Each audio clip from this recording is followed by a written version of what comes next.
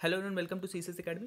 तो बेटा इस वीडियो में हम बात करेंगे हमारा जो सेकंड चैप्टर चल रहा था principle of management business study में, उसी के बारे में। और यहाँ पर हमने लास्ट वीडियो में कुछ इंपॉर्टेंट जो है सिग्निफिकेंस और importance of principle of management आपको पढ़ा दिया था। इस वीडियो में हम बात करेंगे हेनरी फयोल के 14 प्रिंसिपल के बारे में। तो हेनरी फयोल ने 14 प्रिंसिपल दिए थे और ये प्रिंसिपल अगर आप देखोगे तो ये सब आप जानते हो।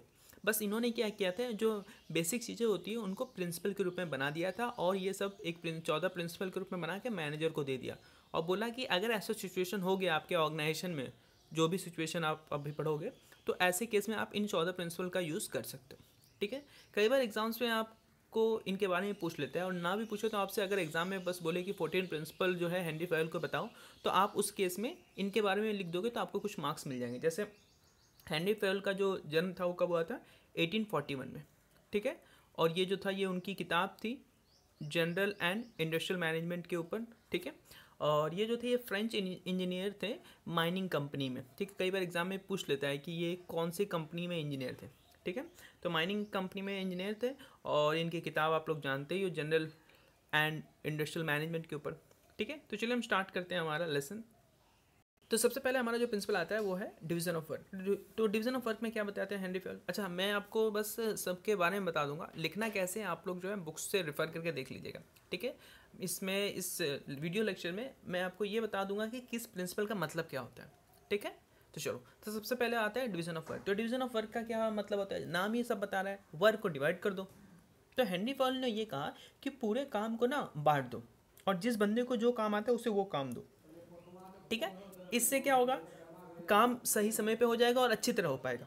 और एक कोई बंदा बार बार जब एक ही टाइप का काम करेगा तो ऐसे केस में क्या होगा, वो स्पेशलाइज हो जाएगा, अपने काम में निपुण हो जाएगा या बहुत अच्छा हो जाएगा। ठीक है, तो हेनरी फयोल ने ये कहा कि काम को बांट दो वर्कर्स के बीच में उनके एफिशिएंसी के हिसाब से। जिस बंदे को जितना एफिशिएंसी है जिस बंदे के पास, उसके हिसाब से उसे काम दे दो। ठीक है, और ऐसे केस में क्या होगा, वो अपने काम में बार बार एक ही टाइप का काम करते करते वो वर्कर या वो मैनेजर स्पेशलाइज हो जाएगा। ठीक है, अच्छा, अगर ये ना होता, अगर हम लोग डिवीजन ऑफ वर्क ना करते तो प्रॉब्लम क्या होता? एक ही बंदा सारा काम करता। अब एक ही बंदा सारा काम करता तो उसमें एफिशिएंसी तो रहती नहीं, काम बेकार हो जाता।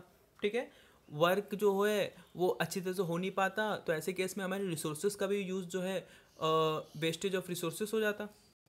तो अगला जो है हमारा वो है अथॉरिटी एंड रिस्पॉन्सिबिलिटी। तो अथॉरिटी का मतलब होता है पावर और रिस्पॉन्सिबिलिटी का मतलब होता है ऑब्लिगेशन। तो एक ऑर्गेनाइजेशन में जो है हमें अथॉरिटी और रिस्पॉन्सिबिलिटी दोनों के बीच में एक बैलेंस रखना चाहिए। कहने का मतलब ये है कि एक एग्जांपल से आप समझिए इसको, कि मान लो कोई बंदा है, उसको आपने दे दिया कि भैया तुम जो है 1 करोड़ रुपए खर्च कर सकते हो। ठीक है, ये क्या है, आपने उसको पावर दे दिया या अथॉरिटी दे दिया। ठीक है, आपने उसे अथॉरिटी दे दिया या पावर दे दिया कि तुम 1 करोड़ रुपए खर्च कर सकते हो, लेकिन उसके ऊपर कोई रिस्पॉन्सिबिलिटी नहीं है। मतलब उसके ऊपर कोई रिस्पॉन्सिबिलिटी नहीं है कि वो कहाँ खर्च करे, कैसे खर्च करे, या कोई उससे पूछेगा कि तुम कहाँ खर्च क्यों, ऐसी कोई रिस्पॉन्सिबिलिटी नहीं है। ऐसे केस में क्या होगा, कंपनी के लिए लॉस हो जाएगा, वो कहीं भी खर्च करे, कोई पूछने वाला नहीं है। ठीक है, ऑन द अदर हैंड अगर मान लो किसी के ऊपर रिस्पॉन्सिबिलिटी दे दिया, रिस्पॉन्सिबिलिटी मतलब ऑब्लिगेशन या फिर काम करने की कोई रिस्पॉन्सिबिलिटी, आप तो जानते हो। ठीक है, तो कोई काम करने के लिए अगर रिस्पॉन्सिबिलिटी दे दिया, उसके पास बहुत काम हो गया। अब ऐसे केस में अगर उसके पास हमने उसको अथॉरिटी या पावर नहीं दिया कि वो किसी और को भी ऑर्डर कर सके, ऐसे केस में क्या होगा, उसी के ऊपर सारा जिम्मेदारी हो जाएगा, बर्डन हो जाएगा, वो काम अच्छी तरह से नहीं करेगा, किसी को बोलेगा तो उसकी बात नहीं सुनेगा। तो कहने का मतलब ये है कि एक ऑर्गेनाइजेशन में अथॉरिटी और रिस्पॉन्सिबिलिटी, एक ऑर्गेनाइजेशन में अथॉरिटी और रिस्पॉन्सिबिलिटी के बीच में एक बैलेंस होना जरूरी है। आप किसी बंदे को जो भी काम देते हो उस हिसाब से उसको अथॉरिटी भी दो। ठीक है, तो जिस बंदे के पास जिस तरह का जो है काम होगा उस हिसाब से उसको पावर भी दिया जाएगा। ठीक है, तो यही चीज़ होता है अथॉरिटी। तो तीसरा हमारा प्रिंसिपल आता है डिसिप्लिन। तो डिसिप्लिन क्या होता है? डिसिप्लिन का मतलब होता है to follow code of conduct, rules and regulations. ठीक है, तो अगर स्कूल की बात करें तो स्कूल में भी आपके कुछ डिसिप्लिन होते हैं। आप जो है स्कूल में जैसे टीचर आते हैं तो आप खड़े होकर उनको विश करते हो, तो ऐसी चीज़ें होती हैं। तो स्कूल में डिसिप्लिन जैसे होते हैं, इसी तरह एक ऑर्गेनाइजेशन में भी डिसिप्लिन होते हैं, कुछ रूल्स एंड रेगुलेशंस होते हैं। वो रूल्स एंड रेगुलेशन क्या होते हैं? सबसे पहले ये होता है to follow code of conduct, rules and regulation of employment agreement.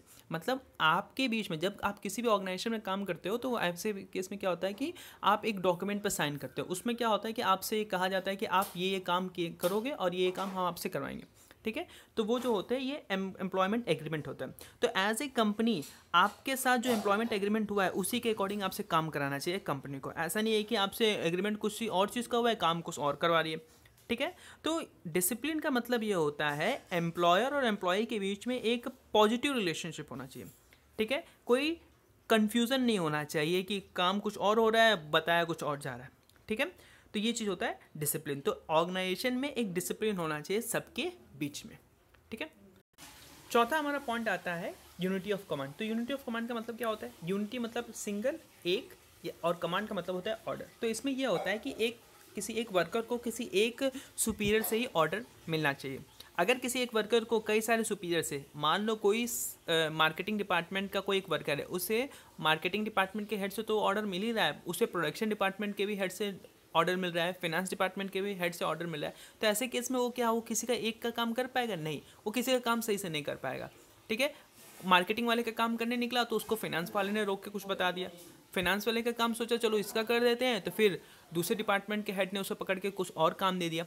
ऐसे केस में क्या होता है कि कन्फ्यूजन क्रिएट हो जाता है सबऑर्डिनेट के बीच में, ठीक है। अच्छा, अगर मान लो उसने किसी एक डिपार्टमेंट के हेड का काम किया, दूसरे का नहीं किया, तो वो भी दिक्कत है। एक सिंपल एग्जांपल में स्कूल की बात से समझ लो कि स्कूल में आपके टीचर हैं, ठीक है। आप मान लो स्कूल से नीचे उतर रहे हो, तो मैंने आपको कुछ काम बोल के भेजा कि कुछ काम करो, तब तक बीच में आपसे वर्मा सर मिल गए। वर्मा सर ने आपसे कोई काम कहा करने के लिए, और फिर आप बोले अच्छा ठीक है हम कर रहे हैं, तब तक नीचे कोई और सर मिल गए, ठीक है, सुमित सर मिल गए, वो आपसे कोई काम करने के लिए बोल रहे हैं कि ये काम कर दो। अब ऐसे केस में क्या होगा कि आपके बीच मन में कन्फ्यूजन हो जाएगा कि आप काम करोगे किसका पहले, ठीक है, आप किसका काम करोगे, ठीक है। अच्छा, आपके ऊपर भी प्रॉब्लम, अगर मान लो आपने किसी का एक का भी काम किया और बाकी का नहीं किया, तो ऐसे केस में बाकी टीचर्स को बुरा लग जाएगा, यार काम तुम्हें बताया तुमने काम भी नहीं किया।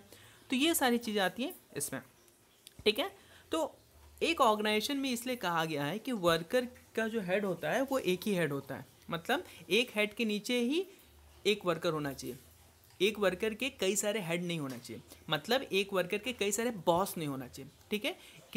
एक वर्कर के कोई एक ही बॉस होना चाहिए जिसके अंडर में वो काम करे, ठीक है। आगे बात करें, अगला है unity of direction. Unity of direction क्या बोलता है? यूनिटी ऑफ डायरेक्शन ये बोलता है कि पूरा काम आपके पूरे ऑर्गेनाइजेशन का, जो आप लोग जैसे आप मान लो मार्केटिंग डिपार्टमेंट में काम कर रहे हो, तो आपके पूरे मार्केटिंग डिपार्टमेंट में जितने लोग हैं वो सारे के सारे लोग का जो काम करने का जो मकसद हो वो ऑर्गेनाइजेशन के गोल को अचीव करना हो, ठीक है। आप मार्केटिंग डिपार्टमेंट में हो या प्रोडक्शन डिपार्टमेंट में हो या सेल्स डिपार्टमेंट में हो, ये सारे लोगों का काम, ये जो भी काम कर रहे हो ये लोग, इन लोगों का मेन मकसद ये हो कि ऑर्गेनाइजेशन के गोल को अचीव करना हो, ठीक है। तो ये आता है यूनिटी ऑफ डायरेक्शन में, क्लियर है। अगला क्या है? अगला आता है subordinate of individual interest to general interest. अब यहाँ पर देखो दो वर्ड है, एक चीज़ यहाँ थोड़ा, सबसे पहले आता है इंडिविजुअल इंटरेस्ट और यहाँ है जनरल इंटरेस्ट। देखो एज एन ऑर्गेनाइजेशन में जब आप काम करते हो तो आपका इंडिविजुअली इंटरेस्ट क्या होता है? आपका खुद का जो इंडिविजुअल इंटरेस्ट होता है कि आपका प्रमोशन हो, आपको अच्छी सैलरी मिले, ठीक है। जनरल इंटरेस्ट या ऑर्गेनाइजेशन का इंटरेस्ट क्या होता है? वो ज़्यादा से ज़्यादा प्रॉफिट कमाना चाहती है, ठीक है। तो हेनरी फॉयल ने ये कहा कि एक ऑर्गेनाइजेशन में जो मैनेजर है उसे देखना चाहिए कि जो इंडिविजुअल इंटरेस्ट है वो ऑर्गेनाइजेशन के इंटरेस्ट के साथ मैच कर रहा है कि नहीं। अगर नहीं मैच करा तो ऐसे केस में प्रॉब्लम क्रिएट हो जाएगी। कहने का ये मतलब है कि मान लो आपका इंडिविजुअल इंटरेस्ट क्या होता है? ज़्यादा से ज़्यादा बोनस और सैलरी मिले। अब ऐसे केस में क्या करोगे? आप बहुत सारा मेहनत करोगे, खूब सारा मेहनत करोगे। अब जब खूब सारा मेहनत करोगे तो प्रोडक्शन खूब होगा। जब प्रोडक्शन खूब होगा तो ऑर्गेनाइजेशन जो है प्रोडक्ट ज़्यादा बेचेगी। ऑर्गेनाइजेशन जब प्रोडक्ट ज़्यादा बेचेगी तो ऑर्गेनाइजेशन को प्रॉफिट ज़्यादा होगा, ठीक है। और जब ऑर्गेनाइजेशन को प्रॉफिट ज़्यादा होगा तो वो क्या करेगी? वो आपको बोनस और सैलरी में इंक्रीमेंट करेगी। तो हेनरी फॉयल ने ये कहा कि ऑर्गेनाइजेशन को ये देखना चाहिए कि जो ऑर्गेनाइजेशन के गोल अचीव हो रहे हैं उस ऑर्गेनाइजेशन के गोल को अचीव करने के साथ साथ उसे इंडिविजुअल इंटरेस्ट को भी फुलफिल करना चाहिए, ठीक है।